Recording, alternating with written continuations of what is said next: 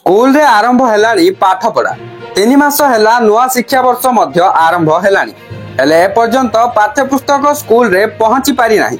एहाकु नै चिंतारे पड़िचंती शिक्षक और छात्र छात्री।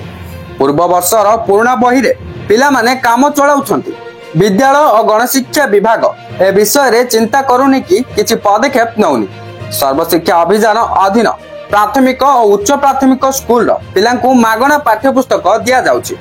प्रथम रु अष्टम श्रेणी पिलांकु एही पाठ्यपुस्तक मिलुछि। सही परि नवम और दशम श्रेणी रो एससी एसटी पिलांकु मागणा रे पाठ्यपुस्तक प्रदान करिवार नियम रहिछि। ए बाध्यतामूलक मध्य शिक्षा वर्ष आरंभ और पाठपढ़ा हेबा आगरु पाठ्यपुस्तक जगाइबा कथा। पाठ्यपुस्तक छापी ओडिशा स्कूल शिक्षा कार्यक्रम प्राधिकरण बा असेवा पक्षरु समस्त ब्लॉक रो पठा जिबा परे समस्त क्लस्टर रो स्कूल को बही जाई थाए। हेले ए पर्यंत राज्यर अनेक ब्लॉक को पाठ्यपुस्तक पहुंची पारि नाही। जने शिक्षक नेतांको कहवा कथा 3 मास हेला पाठपढ़ा आरंभ हेलानी, मात्र राज्यर अनेक ब्लॉक को ए पर्यंत पाठ्यपुस्तक पहुंची पारि नाही। शिक्षक माने पुराना बही रे बाध्य होई काम चलाई दउछंती। एपरि कि स्कूल रे जेतिकी पिला नाम लेखाउछंती सेही अनुसार मध्य पाठ्यपुस्तक आसु नाही।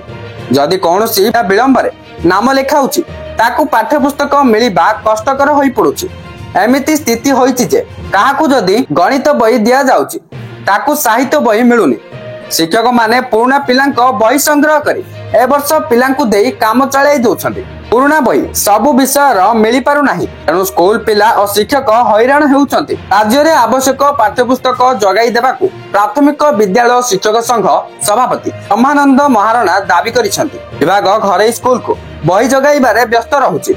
आम सरकारी स्कूल कथा किए पचारे बोली श्री महाराणा अभियोग करिसंती।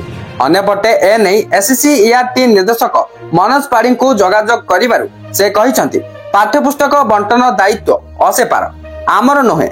आमे केवल पाठ्यपुस्तक रे उन्नति करि थाउ। तेबे असेपार अधिकारी को जोगाजोग करिथिले मध्य किछि उत्तर मिली नाही।